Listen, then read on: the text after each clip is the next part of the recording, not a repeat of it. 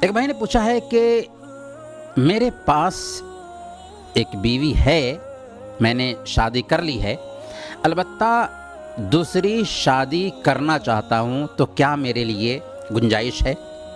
دیکھیں، اگر ایک آدمی اپنی پہلی بیوی سے محبت کرتا ہے، اس سے راضی ہے اور جنسی ناحیہ سے بالکل مطمئن ہے، تو دوسری شادی کرنے کی ضرورت نہیں ہے۔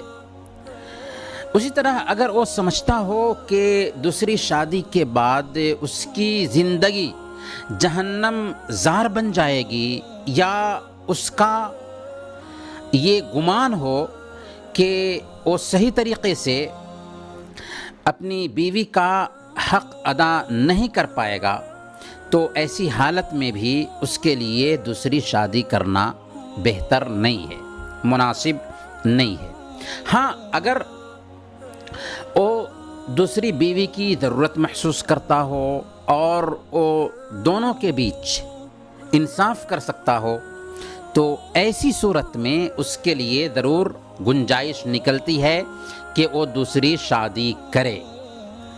اللہ تعالیٰ نے بیان فرمایا قرآن کریم میں، فَإِنْ خِفْتُمْ أَلَّا تَعْدِلُوا فَوَاحِدَةً، لیکن اگر تمہیں برابری نہ کر سکنے کا اندیشہ ہو، ڈر ہو، تو ایک ہی کافی ہے۔ یعنی اگر تمہیں ڈر ہو کہ برابری نہ کر سکو گے تو ایک ہی کافی ہے۔ اس سے پتہ یہ چلا کہ اگر برابری کر سکتے ہو تو پھر ایک سے زیادہ شادی کرنے کی اجازت ہے۔ اور اللہ کے نبی صلی اللہ علیہ وسلم کی ایک حدیث بھی ہے، اس کو ہمیشہ دھیان میں رکھنا چاہیے۔